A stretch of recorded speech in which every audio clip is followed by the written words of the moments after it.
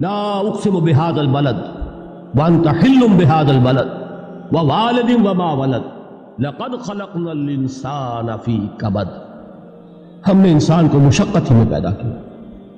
یہ مشقت ہر انسان کا مقدر ہے. لوگ گھروں کو چھوڑ کر آئے ہوئے ہیں, کہاں کہاں انسان جاتا ہے. یہ اس دنیا میں محنت اور مشقت. ہاں ایک مغالطہ ہو جاتا ہے کہ شاید یہ محلوں میں رہنے والے جو ہیں انہیں کوئی مشقت نہیں, انہیں کوئی دکھ نہیں.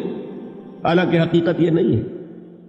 جو جتنا امیر ہے آپ دیکھیں گے اس کی جسمانی مشقت کم ہے, ذہنی کوفت زیادہ ہے.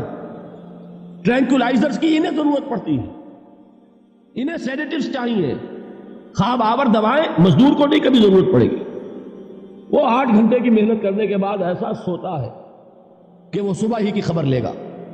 اور یہ وہ لوگ ہیں کہ جن کو ہپنوٹکس, خواب آور دوائیاں, سیڈیٹیوز, مسکن ادویات, یہ سارا لیبلیم اور یہ ویلیم اور یہ فلاں اور یہ فلاں, یہ کہاں جاتے ہیں؟ ذہنی سکون اور اطمینان انسان کو حاصل نہیں. کسی کی جسمانی مشقت ہے, کسی کی ذہنی مشقت. میں آپ کو یاد دلانا چاہتا ہوں مہاتما گوتم بدھ کا معاملہ. 30 برس کی عمر میں کپل وستو کا شہزادہ محل کو چھوڑ کر نکل گیا. جوان بیوی کو سوتا ہوا چھوڑ کر گیا. شیر خوار بچے کو چھوڑ کر گیا. راجدھانی میں رہنے والا محل کا باسی, جسے یہ معلوم ہے کہ باپ کے بعد مجھے یہ سلطنت ملنے والی ہے, کیوں گیا؟ کبھی کبھی آپ نے سوچا؟ اس نے انسان کے غم اور دکھ کا مشاہدہ کیا. اس نے دیکھا کوئی اندھا ہے, ٹھوکر کھا کر گر رہا ہے.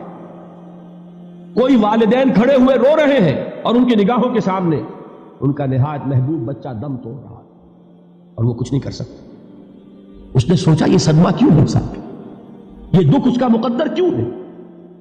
اس صدمے سے, اس دکھ سے نجات پانے کی بھی کوئی شکل ہے کہ نہیں؟ انسانوں کی ایک عظیم اکثریت, شاہ ولی اللہ دہلوی رحمۃ اللہ علیہ کے الفاظ ہیں کہ وہ لدو اونٹ اور کولو کا بیل بن کر زندگی بسر کرتی ہے. جو 8 گھنٹے تک اینٹیں ڈھو رہا اس شخص کا تصور کیجیے. وہ واقعی انسان ہے یا حیوان بن گیا؟ اور 8 گھنٹے کی اس محنت کے بعد بھی ہو سکتا ہے کہ 2 وقت کی روٹی اسے پوری نہ ملے. اور یہ تو ہو سکتا ہے, نہیں ہوتا ہے, کہ اگر بچہ بیمار پڑ گیا ہے تو شاید کوئی برتن بیچے بغیر اس کی دوا کا سامان نہ کر سکے. ایسا شخص کتنے بوجھوں تلا دبا ہوا ہے, کتنی مشقت کے اندر پسا ہوا ہے. لدو اونٹ اور کولو کا بیل انسانوں کی عظیم اکثریت کی سطح پر زندگی بسر کرتی. لیکن آپ کو معلوم ہے کہ کولو کے بیل کے لیے مشقت ہی مشقت ہے, اس کے احساسات یہ نہیں ہے جو کہ ان سے انسان کو جو صدمہ پہنچتا ہے. ایک بیل کو اس سے کوئی غرض نہیں کہ اس کا کوئی بچہ بھی تھا کہ نہیں تھا, اس کو کوئی بخار ہوا ہے یا کیا ہوا ہے. اس صدمے سے وہ بیل بچا ہوا ہے. گھوڑے کو کوئی پتہ نہیں کہ میرا بھی کوئی اولاد میری ہے یا نہیں ہے, مجھے اس کا کوئی صدمہ ہے یا دکھ ہے, کوئی پتہ نہیں. لیکن انسان کا معاملہ یہ ہے کہ والدین کو جو جو دکھ دیکھنے پڑتے ہیں اپنے بچوں کے لیے, اپنی اولاد کے لیے. رات کی نیند ہے حرام ہے اس لیے کہ بچہ بخار میں تپ رہا ہے یا درد سے تڑپ رہا ہے, لہذا نہ ماں سو سکتی ہے نہ باپ سو سکتا. میں نے ایک موقع پر دیکھا لاہور میں کیروسین آئل, اس زمانے میں ابھی سوئی گیس نہیں آئی تھی اور اکثر و بیشتر جو ہے یہ مٹی کا تیل جو ہے ایندھن کے طور پر استعمال ہوتا تھا, اس کی شارٹیج ہو گئی تھی.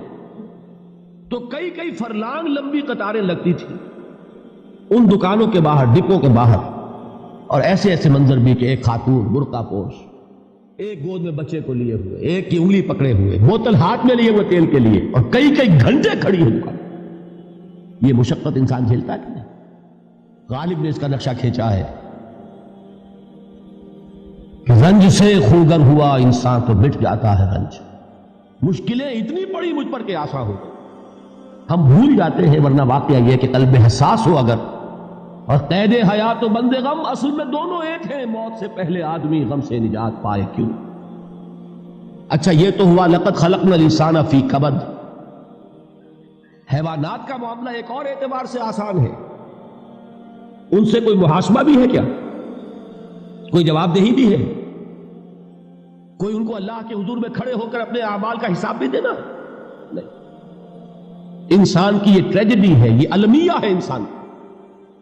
اس کو بھی قرآن مجید کی ایک سورت میں قسمیں کھا کر اذا السماء انشقت, اس کے بعد کیا فرمایا؟ یا ایھا الانسان انک کادح الی ربک کدحا فملاقیہ. اے انسان تیرا المیہ، تیری ٹریجڈی اس سے کہیں بڑھ کر ہے.